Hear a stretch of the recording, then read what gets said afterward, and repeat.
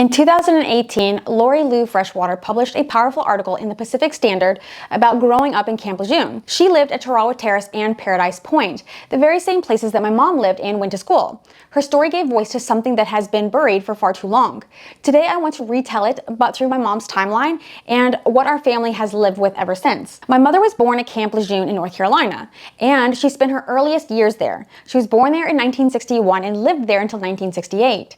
She lived in base housing at Paradise Point and went to school at Tarawa Terrace for 7 years, much longer than what most families did. She drank, bathed in, and ate food prepared with water that was laced with staggering amounts of toxic chemicals: trichloroethylene, perchloroethylene, benzene, and vinyl chloride. These weren't trace exposures. They were thousands of times higher than what is considered safe. We now know that the contamination at Camp LeJeune was not a secret. Officials had evidence long before families were ever warned. And even when the truth began to surface, key facts were misreported or even omitted.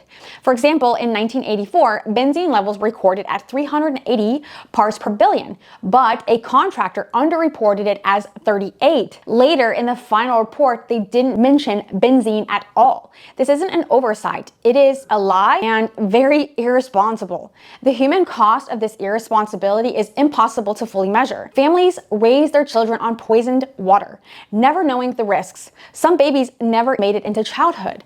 There are 2 infants mentioned in Lori Lou's story.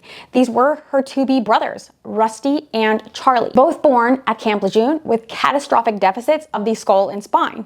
They did not survive, and these aren't abstract numbers or statistics. These are lives. These are children. Their lives ended before they could even begin, and their deaths were very likely caused by the same water that my mom drank every single day. My mom did live longer, but her health has never been the same. And today, dementia and her neurobehavioral deficits have taken away her ability to tell her own story. She can't fight for herself, and so I have to fight for her. What makes it even harder is that the VA continues to deny so many claims, leaning on research that doesn't match the reality of families like mine, of what we are dealing with. These studies that they rely on often use populations that don't reflect what my mother went through. How do you measure the risk of a baby exposed in the womb? Then as a child, then for 7 years straight? You can't, especially not decades later, after the evidence has been diluted, lost, or hidden. But that doesn't mean the risk wasn't real. It was, and it still is. The science may not have every black and white answer, but families like mine are the evidence. What happened at Camp LeJeune is bigger than any single study. It's bigger than statistics. It's about people, children, mothers, and fathers who were poisoned without their knowledge or consent. My mother's story matters. Rusty's story matters. Every family who lived through this deserves recognition and justice. We can't allow the absence of perfect data to excuse the absence of compassion.